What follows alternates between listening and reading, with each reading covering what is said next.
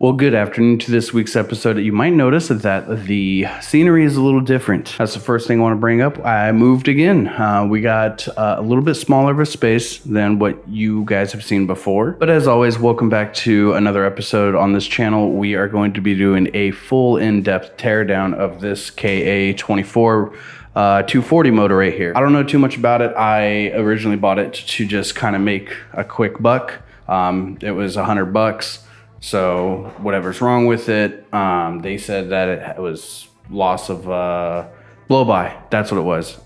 So possibly rings. I don't know until I get into it. Stick around because the next few clips you're going to see, this thing's going to be fully disassembled. But throughout the teardown process of this, I will be showing you some things that I've noticed on this just by looking at it at first glance, essentially as to why the blow-by would have happened.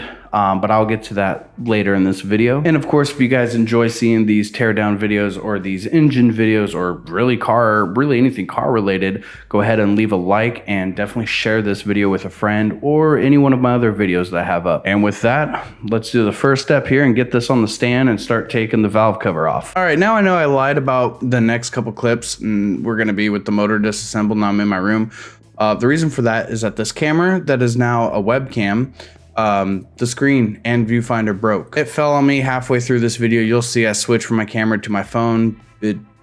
So yeah, it happens. So there's a few things I want to start off real quick is that right here, as you can see, I have some issues with the motor with a lot of dirt being in the bolt holes where I need to thread in to hold it on the stand. But once we got it on the stand and everything, we were able to get the valve cover off. And I was really surprised to see that not every bolt on this motor was stripped out. Nearly every motor I've ever worked on with my Goliath hands is I've always at least stripped out one. And I've always touched a motor that has stripped out valve cover bolts. Now, getting this valve cover off really put me in an off mood, I guess. It is dirty looking, and I'll show you something here right now with amateur hour over here with whoever worked on it previously. Now you can see here they used the high temp RTV or the exhaust RTV on this. Now it's not a matter of like if the RTV works or not, it's gonna work no matter what you do for it, but there is specific RTV used for certain applications, but it doesn't really matter enough for it to be like a major thing.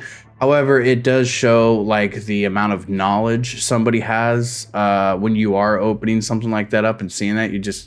It shows like they don't care and they just used what they had, or they are uneducated and just thought RTV's RTV, you know? Now, as you can see here, we're just trying to set top dead center. I just want to make sure that the motor turns over. And to be quite frank, I actually had a mini heart attack because you can see right here that I did not think it was turning over smoothly, because it wasn't. But after a few tries, a few good pulls on it, using some elbow grease, as my grandfather likes to say, we were able to get it turned. Now I'm going to freeze frame a little bit here to show you how to properly set up timing, I guess, with the intake marking is facing nearly directly upwards, and moving over here to the exhaust, the marking on it is offset to about, I want to say 3 o'clock position. And then the center marking here is facing in between the sprocket to the sprocket bolt, the center of it. And then there's a marking on the bottom here, which I don't do a great job capturing it, but just make sure that that marking underneath the sprocket itself is facing in between the chain link. Now you may find photos online that look like this, but with photos like this, it's going to show like the marking of the chain link, like there's that yellow, you know, and then it counts it. That is typically used when you're installing a new chain. Once the motor is spinning, it will never be like that. You'll never be able to count those chain links. So make sure you follow the markings. That's the most important when it comes to setting up timing.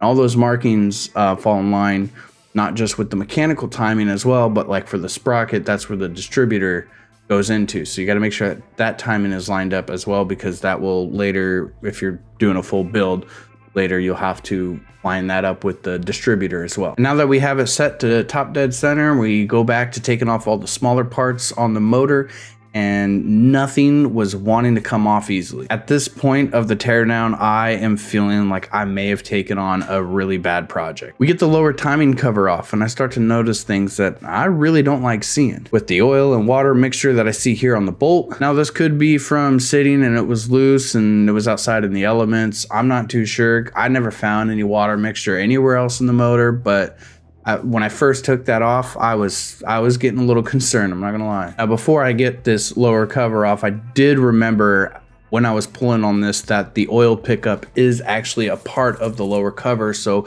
we had to turn the motor over to get the oil pan off. Now right here, I wanna show you that while taking this pan off, this is something that is very important when you're going to buy these motors like used like this is something that you should be looking for 100% every time. This tube is welded on the side of the oil pan. Now that right there, when I first looked at that motor, went to go buy it, one of the reasons why I bought it, because it was so cheap, was because I saw this. So I knew that this motor was already used in a turbo application.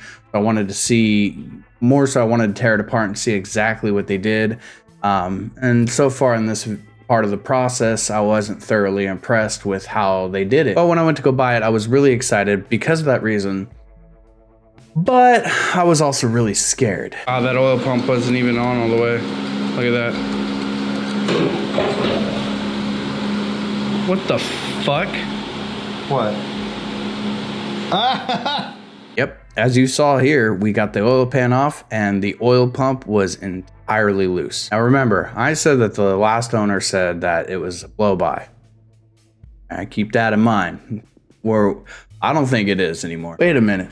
I actually have a video like this on my channel a few years back where we were doing the turbo build on my motor and we didn't tighten it, or we did tighten it, but we missed it. We had it off-centered, so we just threaded the bolt in. We didn't even realize it because we couldn't see.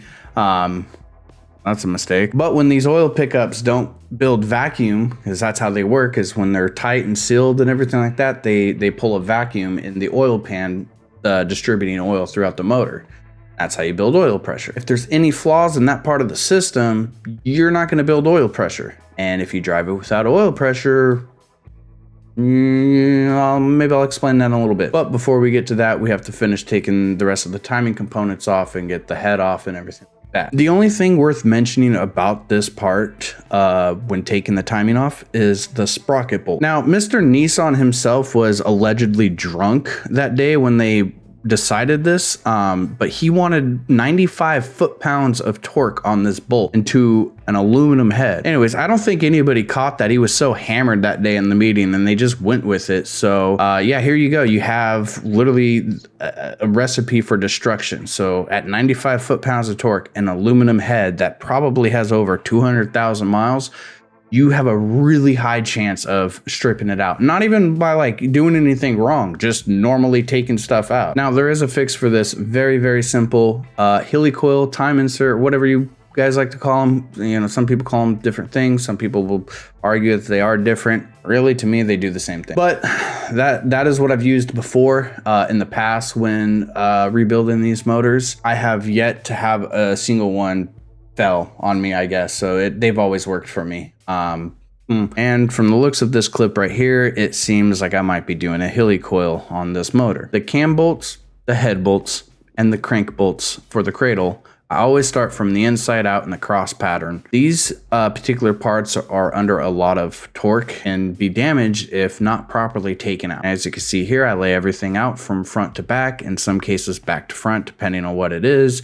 Going from left to right. So if it's intake side, it's going to be on the left side. If it's on the exhaust side, it's going to be on the right side. And I do stuff this way because everybody works differently, but this is how I can stay organized into whatever I take out first is what's going to be going in last. Now, it's not common on these motors, but you can see I'm taking the lifter caps here and I mark them in orientation.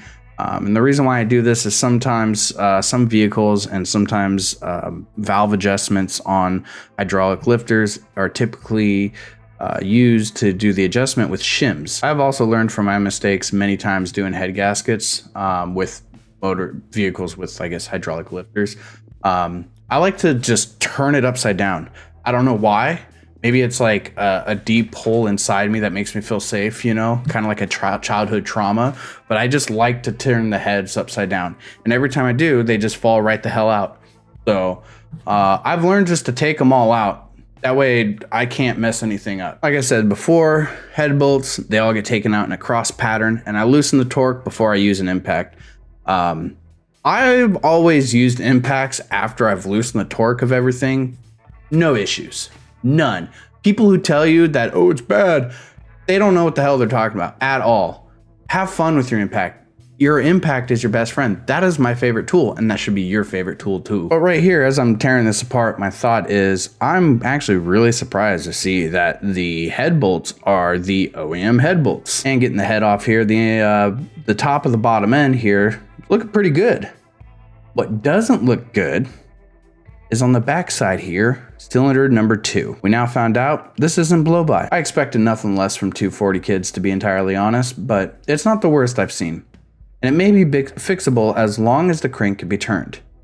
New oversized bearings and a rebuild kit should be the fix for this. But again, that oil pan having a return feed for the oil, it is looking more likely that I will jack this up for some boosts, but only time will tell, because I am honestly just trying to rebuild this motor and flip it for a little bit of money, because when I had my 240, I loved it, but I will never go out of my way to spend the absolutely ludicrous amount of money people want for these complete piles of garbage. They're cool cars, don't get me wrong, but modern cars are still better. If you want to get into drifting, stuff like that, there's a lot of modern cars that are about the same price as 240s nowadays that are significantly better for that. And with that, that will conclude this episode. Like I've said in the video, I expected nothing less. Now, did I have high hopes? Absolutely. I'm always hopeful. That's the best thing about this, but I'm not discouraged. I've done this for a very long time now, 8 years now to be exact, and I've learned that, you know, you kind of got to go into everything with a grain of salt. You know, you can't just be like, this is gonna work. It's not always like that, and I've learned that, and that's okay. But comment down below what you guys think I should do with this. If I should build it for boost, if I should try to find a new oil pan and just do a stock rebuild, or if I should keep it or whatever. You know, I'm not really too sure what I want to do. I was thinking if the cost of rebuilding it's going to be more than what I plan to get out of it, I might just keep it, and then at that point I would get a shell or get something to throw it in. And at that point, all bets are off.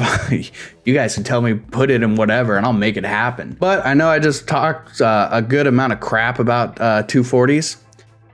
However, there's a topic that I want to make a video on here soon that I'm getting more information about, but it's the rumor that the Nissan 240SX is going to be revived 2025, and that rhymed. Let me know your guys' thoughts on all that as well. Comment down below. And with that, I just want to thank you guys again for sticking around, hanging out for another video. Come hang out with me on stream. I stream video games. I do it to just BS with you guys and have fun and play with my friends. I do plan to do like some series here and there in the future when time is more available. But I will see you guys all in the next video. Until then, do something kind for somebody and have a great day or week or night. Okay, bye-bye.